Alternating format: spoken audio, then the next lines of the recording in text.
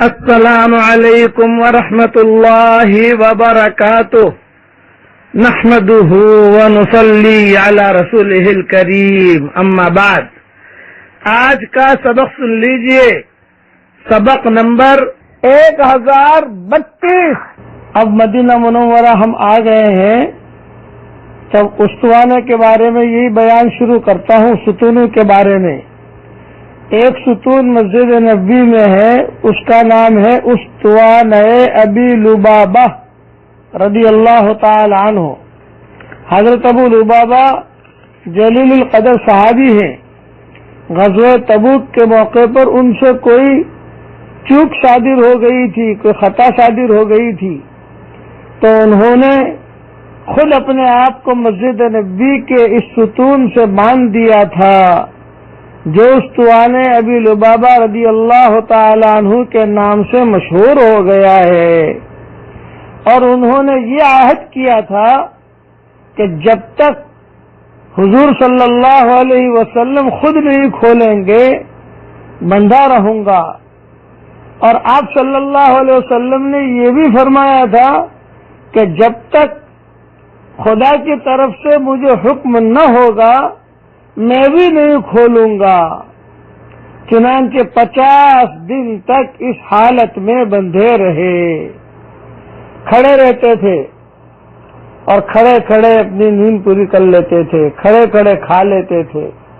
صرف نماز کے لیے کھولے جاتے تھے اور قضاء حاجت کے لیے کھولے جاتے تھے۔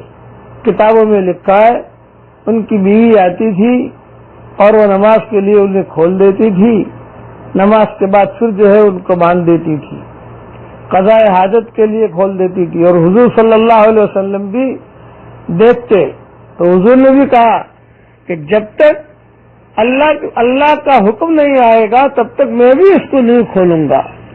50 دن تک اسی حالت میں بندھے رہے۔ اس کے بعد اللہ تعالیٰ نے قرآن کریم کے اندر ان کی توبہ کی قبولیت کا اعلان فرمایا۔ حدیثوں میں آتا ہے کہ حضور صلی اللہ علیہ وسلم خود تشریف لائے اور حضور صلی اللہ علیہ وسلم نے اپنے مبارک ہاتھ سے کھول دیا، خود حضور صلی اللہ علیہ وسلم نے رسی کھولی۔ ان کے لیے بہت خوشی کا دن تھا کہ آسمان سے ایک تو ان کی برات نازل ہو گئی، آسمان سے جو ہے ان کے بارے میں آیتیں نازل ہو گئی، اور پھر حضور صلی اللہ علیہ وسلم انہیں کھول رہے تھے۔ جب حضور صلی اللہ علیہ وسلم انہیں کھول رہے تھے تو سارے کے سارے صحابہ اور مائیں ازواج مطہرات یہ دیکھ رہے تھے، اور ابو لبابہ خود بہت ہچکیاں مار کے رو رہے تھے کہ حضور صلی اللہ علیہ وسلم اپنے ہاتھ سے مجھے کھول رہے ہیں۔ ان کے توبہ کا ذکر سورہ توبہ میں ہے۔ اس جگہ پر توبہ کی قبولیت قرآن سے ثابت ہے، اس لیے یہاں پر 2 رکعت نماز اگر حاجی پڑھ لے اور توبہ اور استغفار اور دعا کر لے تو بہت زیادہ مناسب ہے کہ ابو لبابہ کی توبہ وہاں قبول ہوئی ہے، ہو سکتا ہے ہماری توبہ بھی وہاں قبول ہو جائے۔ یہ اہم ستون ہے جس کا تذکرہ حدیثوں میں آتا ہے، اور جس کا تذکرہ صحابہ بھی آپس میں کرتے تھے، جس کا تذکرہ بعد کے آنے والے جو علماء ہیں وہ بھی کرتے تھے۔ اس استوانے کا نام ہے استوانے ابی لبابہ۔ اب انشاءاللہ کچھ 2-4 استوانے رہ گئے ہیں، وہ کل پورا کریں گے انشاءاللہ۔ آج تو یہ ہے کہ ایک مرتبہ کلمہ تو پڑھ ہی لیجئے، لا الہ الا اللہ محمد الرسول اللہ صلی اللہ علیہ وسلم، اور اس کا ورد بھی کرتے رہیے اٹھتے بیٹھتے۔ اور زبان سے ایک مرتبہ تو کلمہ میں نے اس لیے پڑھا لیا، کم سے کم ایک مرتبہ تو زبان سے نکل جائے کلمہ، اللہ تعالیٰ اس کی حقیقت بھی ہمارے دلوں میں اتار دے عافیت کے ساتھ۔